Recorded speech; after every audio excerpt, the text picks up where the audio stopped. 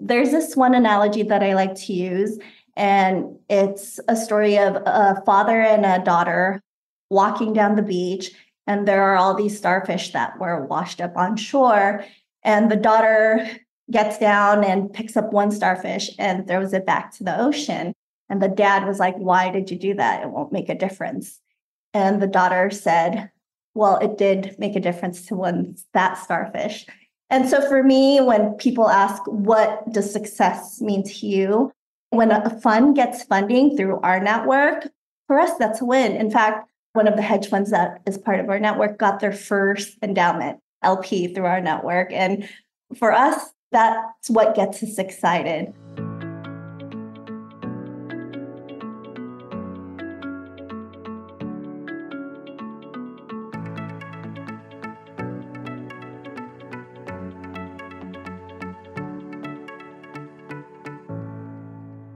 I'm Aoife Devitt, and welcome to the 50 Faces podcast, a podcast committed to revealing the richness and diversity of the world of investment by focusing on its people and their stories.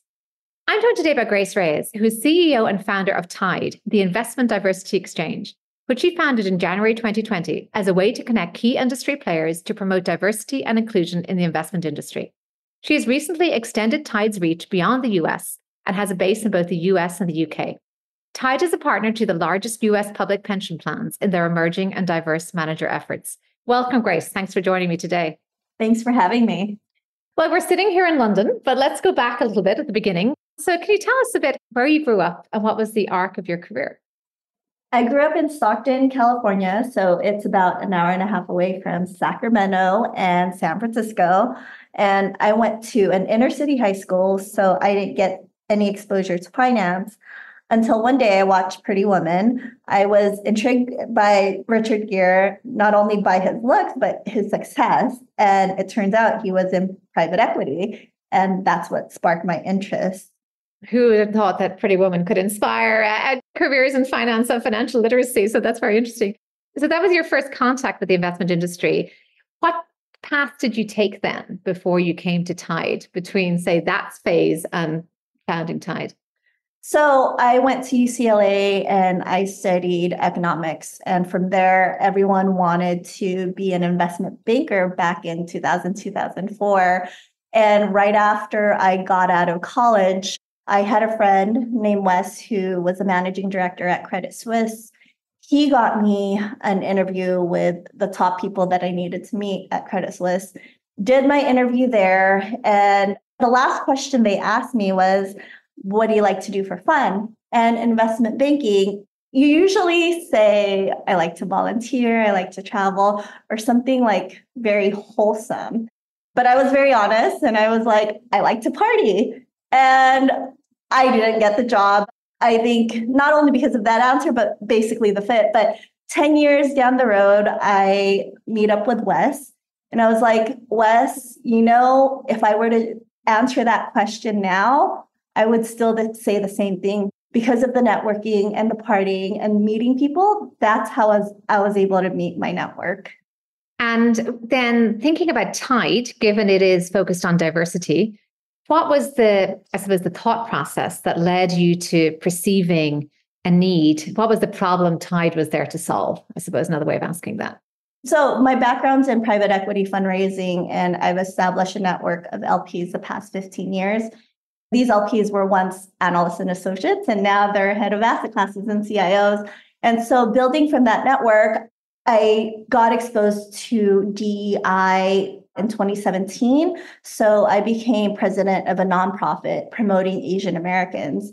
And from there, I had LPs that were from different ethnic groups, Blacks, Latinos, who would send fund managers to me. And the fund managers are like, "Why? She represents the Asian Americans." And the LPs were like, "Don't worry, she has the contacts for you." So that's when I thought about it and I realized, why can I promote diversity in general when diversity means different things to different LPs? So whatever you think is diverse, that's on you, right? So for me, I just wanted to gather a group of like-minded individuals to promote diversity. And that's how Tide came about. And can you then talk about its development? So you started off, I'm sure, with modest aspirations, or maybe not. Maybe you had great aspirations for the beginning, but how did it grow over time? What did it start out like? And what kind of response did you get? So creating Tide was like spinning out of a fun. I was already doing diversity initiatives. So when I created Tide, I had the backing of CalPERS, CalSTRS, New York State Common, Cambridge Associates supported us. And so I had really big names that were associated with Tide. And that's how I was able to gain a lot of momentum. So we were supposed to host an in-person conference in 2020. And because of COVID, I had to pivot. But because we were a small team, when I said, okay, let's do digital, we were able to switch just like that. So we did digital, we connected people and engaged the community virtually. And actually, while COVID hindered a lot of activities for other industries, I feel like it amplified and accelerated our mission because we were digital instantly. We were born of the digital world. So in LinkedIn, we have a lot of exposure. I have about 25,000 followers on LinkedIn. So that also helped promote the cause and Tide, even though we were a new company. And thinking about impact. So what is the impact that the events you've had, the connections you've made, how would you say that's made an impact on the audience that you work with? There's this one analogy that I like to use, and it's a story of a father and a daughter walking down the beach, and there are all these starfish that were washed up on shore. And the daughter gets down and picks up one starfish and throws it back to the ocean. And the dad was like, why did you do that? It won't make a difference. And the daughter said, well, it did make a difference to that starfish. And so for me, when people ask, what does success mean to you?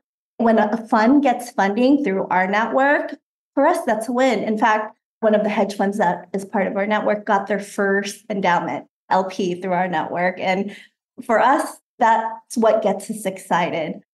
Well, what tangibly, so you have events, you said you have a lot of digital connection.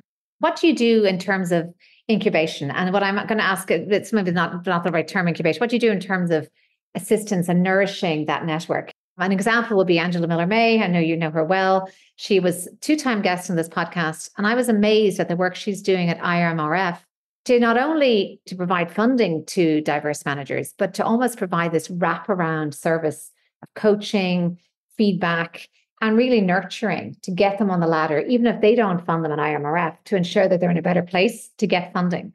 Is there anything you do in terms of feedback around presentation style, training, other kind of wraparound things you might do for the managers in your network? I think our event is essentially where people are able to connect. It's different because they say it's like a summer camp where people truly build relationships. LPs let their guards down and they're willing to talk to the managers. Having said that, the trajectory for Tide, I don't think is more events. I don't think we're going to move the needle on diversity by hosting more events. In fact, one of the initiatives that we'd like to work on is to help diverse professionals get on board seats. And that's something new that we're trying to create or trying to explore. But yeah, for now, it's the connections through our event, but eventually we plan to have more initiatives around DEI. And in terms of the landscape and how it's changed, because you've been in finance your whole career pretty much in some shape or form, whether it's in the alternatives arena or now in this sphere, how have you seen the diversity and inclusion picture change? And in particular, given Tide is relatively young, has there been any kind of backlash towards some of these initiatives? So I only became exposed to DEI initiatives back in 2017. So back in early 2000, when I started my finance career, I didn't even know that there were any diversity initiative. So it wasn't until 2017 that I became exposed to it. And following after, it was the George Floyd movement. And so for me, diversity initiative started in 2017. And when George Floyd happened, it created more momentum. A lot of firms had allocated funds for initiatives for DEI. And now fast forward 2 years later after COVID, you mentioned there's a backlash, and there is. It's gone the other way. Either the initiatives have no longer have funding, or there's lawsuits like Fearless Fund in, I think, Georgia or Atlanta. So there's a backlash with that now. And I actually was at Neister's conference last week, and someone asked Tom Lee, how do you respond to this DEI backlash? And he says, I don't respond with words, I respond with actions. And, he's been incorporating diversity within his investment program, and his returns prove it. And I think, as far as backlash, that's the same way with Tide. It's not about what we say, but how we're going to connect these diverse managers or diverse talent to LPs and to companies.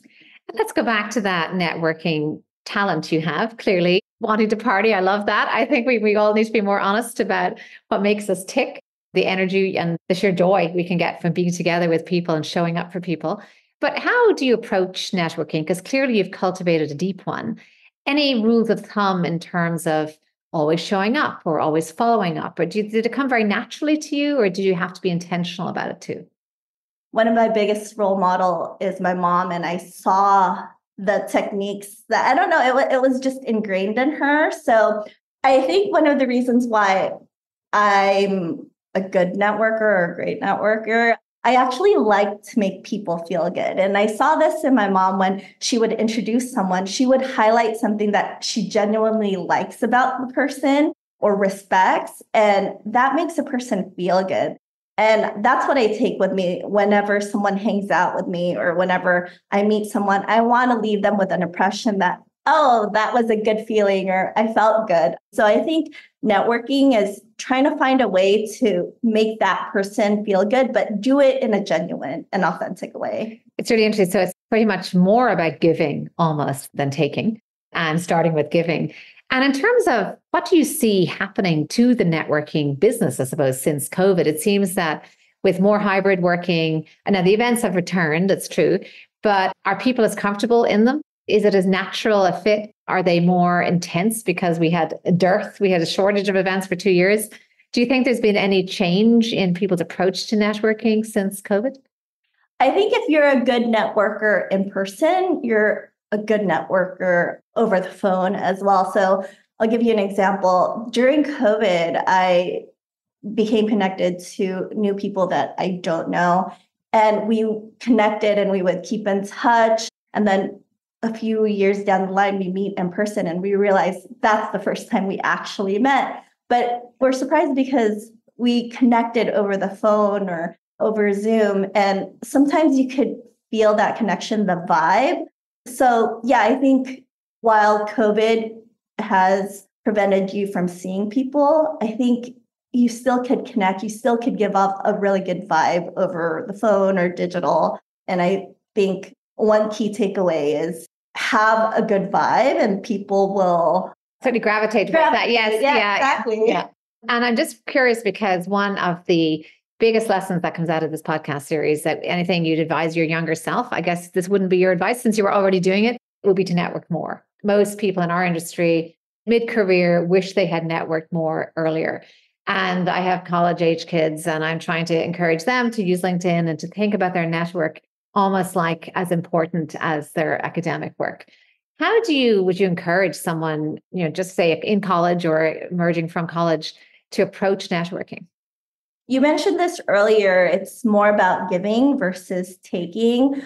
I would say when you're networking, it's try to find a way you could add value or try to find a way to make it win-win instead of trying to see what you could get out of the relationship. You should try to think about how you could give to the relationship. And I think it's like social currency. The more you think of it as a piggy bank, each time you do a favor, you add a coin in your social piggy bank. And then in the future, when you need something or you need help, you could tap into that piggy bank.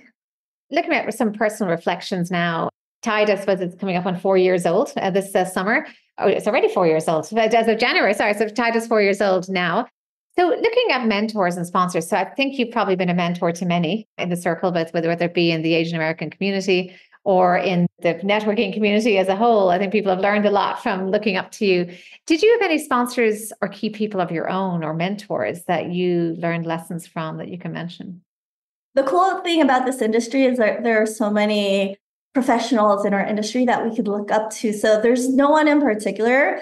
I would say I look up to Marcy Frost and Scott Chan, where they're very successful people, but yet they still take time to give back, even though I don't have anything to offer them, but they're there if I have any questions or to be a support. And I think people like that I look up to.